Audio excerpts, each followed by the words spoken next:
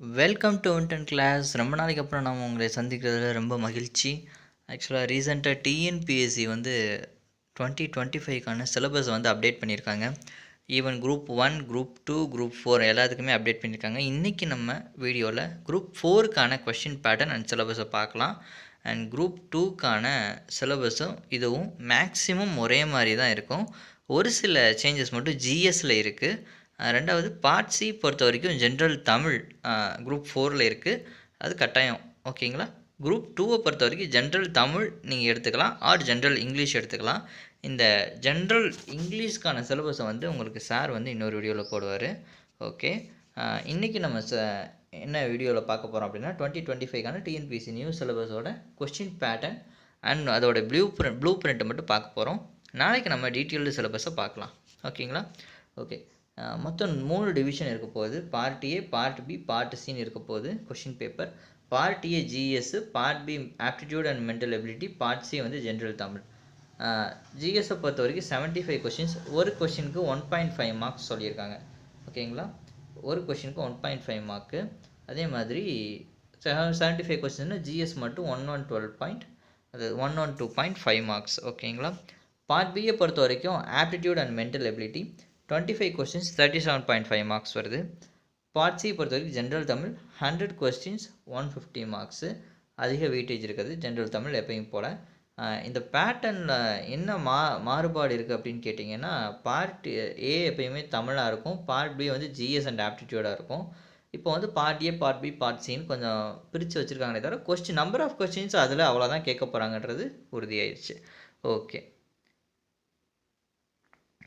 அடுத்து பார்த்தீங்கன்னா ப்ளூ பிரிண்ட்டில் நம்ம என்ன பார்க்கணும் அப்படின்னா, பார்ட் ஏ ஜிஎஸ் ஜென்ரல் ஸ்டடீஸில் என்ன வரப்போகுது அப்படின்னா, general science unit 1, unit 2 geography, unit 3 history and culture of India, அதே மாதிரி இந்தியன் நேஷனல் மூமெண்ட்டு, அப்புறம் இந்தியன் பாலிட்டி வந்து unit 4, unit 5 economy and Tamil Nadu administration, unit 6 பார்த்தீங்கன்னா history, culture, heritage and socio political movement in Tamil Nadu.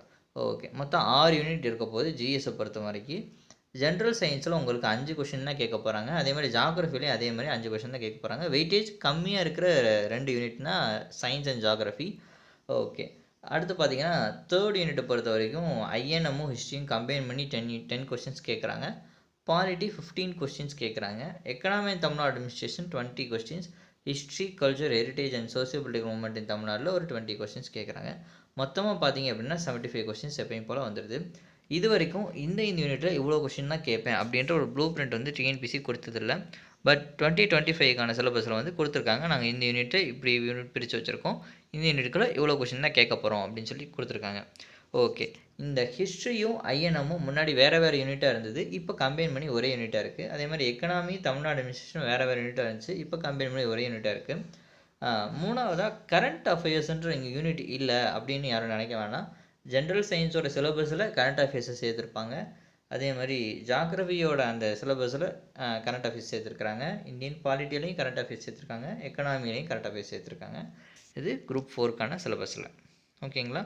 இதே குரூப் 2க்கான சிலபஸை பொறுத்த வரைக்கும் ஜிஎஸில் மட்டும் மாறுபாடு இருக்கும், கொஞ்சம் மாறுபாடுகள் இருக்கும் எல்லா யூனிட்லையுமே. அடுத்து பார்த்தீங்கன்னா ஆப்டிடியூட் வந்து பார்ட் பியை பொறுத்த வரைக்கும் 2 unit. First unit aptitude, second unit mental ability. இந்த ஆப்டிடியூடில் உங்களுக்கு 15 கொஸ்டினும், மென்டல் எபிலிட்டியில் 10 கொஸ்டினும் கேட்க போகிறாங்க. ஸோ மென்டல் எபிலிட்டியில் எப்போயுமே வந்து 3 to 5 கொஸ்டின்ஸ் தான் கேட்பாங்க. பட் இனிமேல் வந்து எப்படி கேட்க போகிறாங்க அப்படின்னா, மென்டல் எபிலிட்டியில் 10 கொஸ்டின்ஸ் வரை கேட்க போகிறாங்க. அது ஒரு டைம் கன்சியூமிங் ஃபேக்டர் தான் மென்டல் எபிலிட்டி. ஓகே, நம்ம நல்லா ப்ராக்டிஸ் பண்ணிட்டோன்னா அது ரொம்ப ஈஸியான ஒன்று. பட் ப்ராக்டிஸ் பண்ணாமல் போனீங்கன்னா அதுவே உங்களுக்கு வந்து பெரிய ட்ராபேக்காக இருக்கும். ஸோ மென்டல் எபிலிட்டி நல்லா ப்ரிப்பேர் பண்ணியிருக்கணும், ஆப்டிடியூட் நல்லா ப்ரிப்பேர் பண்ணியிருக்கணும். ஓகே, அடுத்து பார்ட் சி தமிழ். முன்னாடி part A Tamil, part B ஜிஎஸ்ஸாக இருந்தது. இப்போ என்ன ஆயிடுச்சுன்னா part A GS, part B வந்து மேக்ஸ், அதாவது aptitude and mental ability, part C வந்து தமிழ். இந்த பொது தமிழை பொறுத்த வரைக்கும் உங்களுக்கு யூனிட் 1 இலக்கணம், அதில் ஒரு 25 கொஸ்டின். யூனிட் 2 சொல்லகராதி, அதில் ஒரு 15 கொஸ்டின். யூனிட் 3 எழுதும் திறன், அதில் ஒரு 15 கொஸ்டின். யூனிட் 4 வந்து கலைச்சொற்களில் ஒரு 10 கொஸ்டின்ஸ். இது முக்கியம், ஏன்னா கம்மியாக படித்து அதிகமாக ஸ்கோர் பண்ண போகிற ஒரு டாபிக் வந்து கலைச்சொற்களும் எளிய மொழிபெயர்ப்பாக இருக்கும். வாசித்தல் மற்றும் புரிந்து கொள்ளும் திறன் வந்து ஒரு 15 கொஸ்டின்.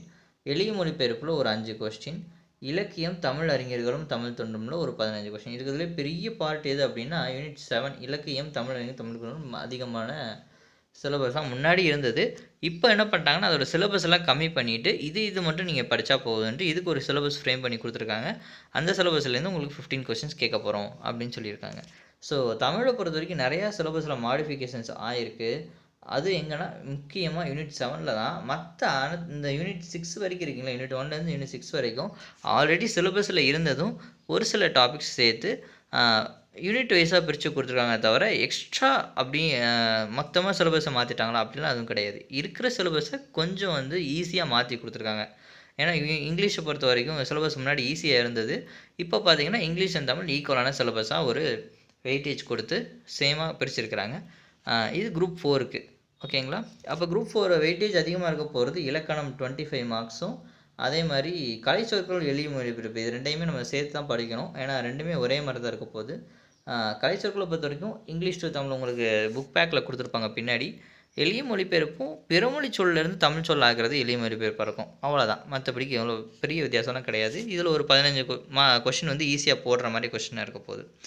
ஓகே, இப்போ இலக்கணமும் நல்லா ப்ரிப்பேர் ஆகிருந்து நம்ம ஏற்கனவே குரூப் 4 ப்ரிப்பேர் ஆன டிஎன்பிசி எஸ்பிரண்டாக இருந்தீங்க அப்படின்னா தமிழை பொறுத்த வரைக்கும் ஈஸியான சிலபஸ், இதில் மாற்றிக்கிறதே கிடையாது. பட் நம்ம தெளிவாக இருக்கணும். கொஷின் பேப்பர் எப்படி வேணாலும் அவங்க அமைக்கலாம். ஓகே, நல்லா ப்ரிப்பேர் பண்ணுங்கள். இந்த பேட்டர்னோட டீட்டெயில்டு சிலபஸ் வந்து நம்ம நாளைக்கு வீடியோவில் பார்க்கலாம்.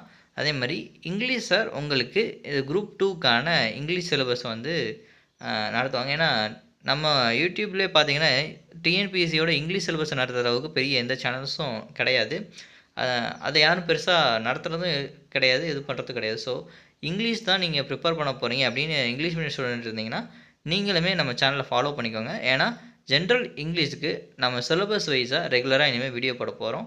ஸோ அதுக்கு இங்கிலீஷ் சார் உங்களுக்கு நாளையிலேருந்து உங்களுக்கு வீடியோ போடுவார்.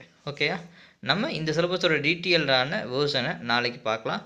ஓகே, பாய்.